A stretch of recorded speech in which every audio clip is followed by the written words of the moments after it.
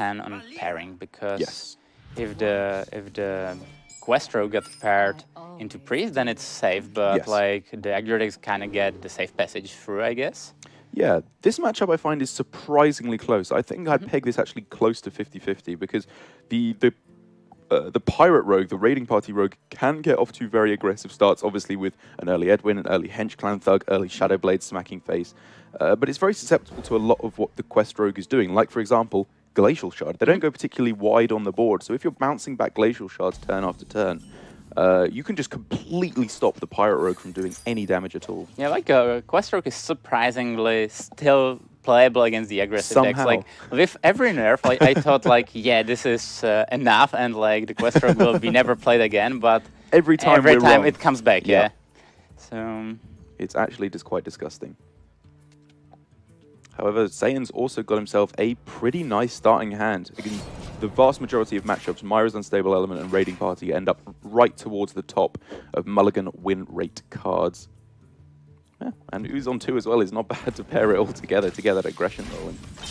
Yeah, like it's very interesting how to approach as a just saying if you just want to explode somehow and go super fast, or if you want to, you know, play calm and create a constant pressure. Now it's also an interesting decision on the other side. Like it might be Shard and Lab Recruiter, because you know, the Shard is, as you mentioned, an amazing resource, and the more you have in the deck, the higher odds are you will be drawing them and even finishing the quest with it. Like for example, if you play Minstrel, then it's way more likely you will get a Shard. So just saying is killing one minion. Yes, and he's cleaning out the course here to protect the use like from the trade. I like this play a lot. This curves out so gorgeously. He can go Strider next turn, Hench Clan Dagger on turn 5, or he could steer away from the Temper route if he's afraid of Vanish, and instead just play an early Raiding Party, play an early Myra's as well.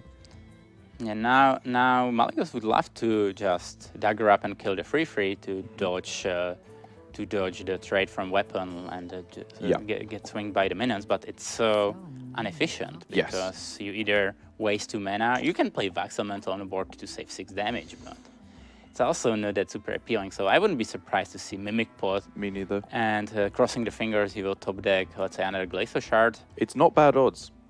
But on the other hand, like the dagger play is still around, so I don't mind it at all. Like it's, as we mentioned, mana inefficient, but you know, killing a minion is quite huge now. And this does somewhat harken to the what I'm hearing from a lot of pro players about modern quest rogue thinking, which is just that it's much more about surviving for the most part, because when you have Sonya in your deck, eventually you'll complete the quest. Like, that's not really what you're afraid of. As long as you're drawing cards, the quest kind of completes itself eventually.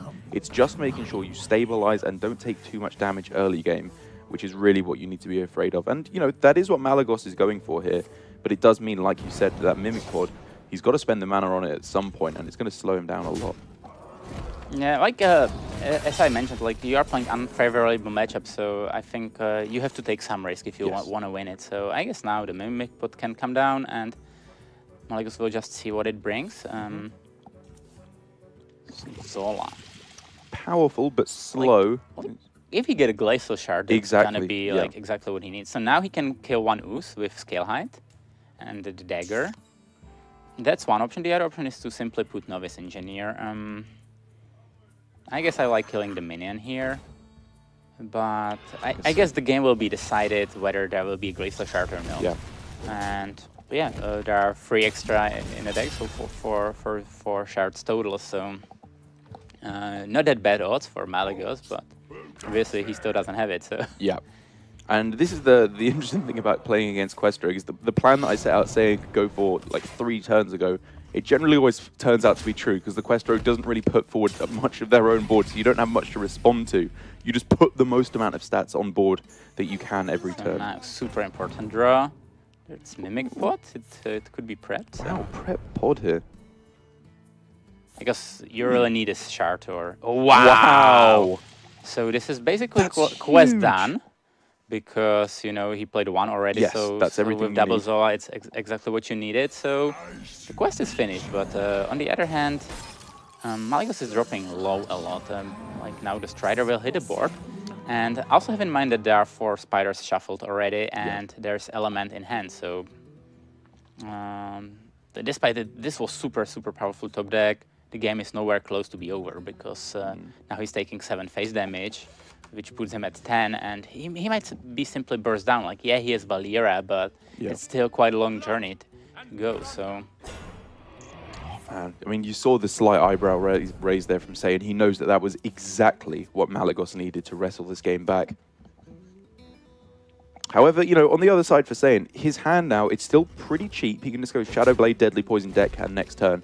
And then when he goes for Myra's, if he gets himself a couple of 4/4s, a Vanish is pretty much going to be needed in order to clear up this board once and for all, or a very quick quest completion, which... I mean, Malygos now actually has. The quest will be completed the next turn because he's now missing 1 mana. So I guess now the board will be freezed and also the face might be frozen. That sounds good to me.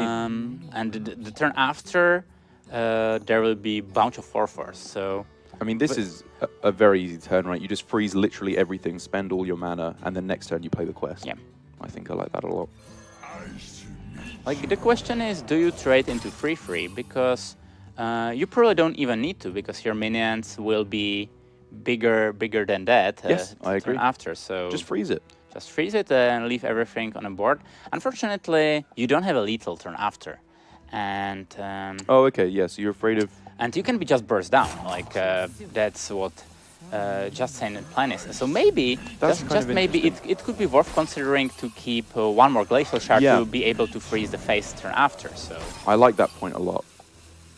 So that was definitely a big decision, but this is... Wow, is he making it in time?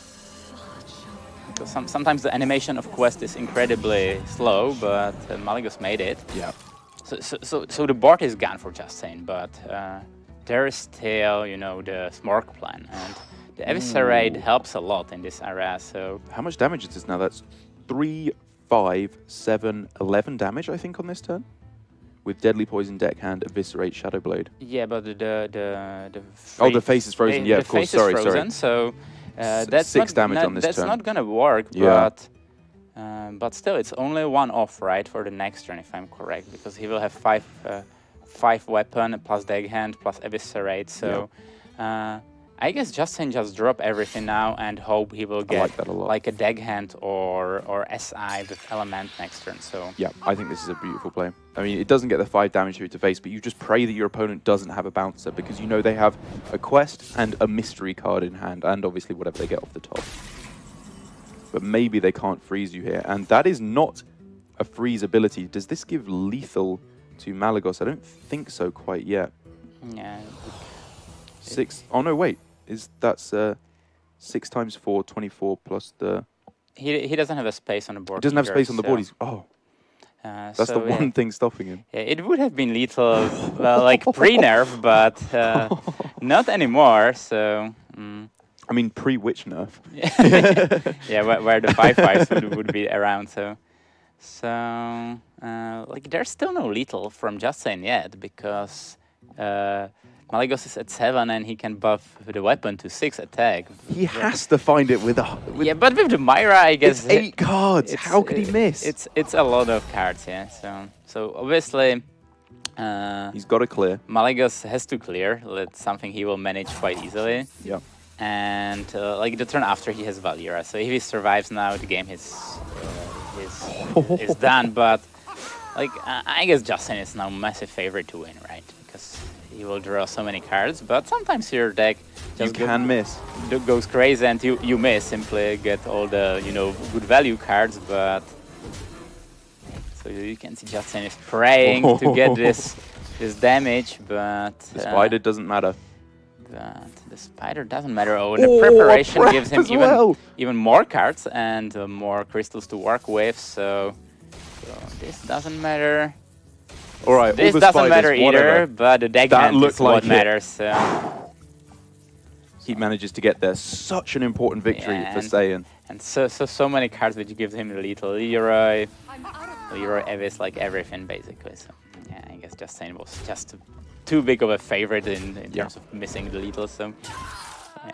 And the stress that must be on these players for this game, like going through to the finals of WESG, that can make a player in its own right. The difference in prize money alone, 20 place for third and 20,000 for third, 10,000 for fourth.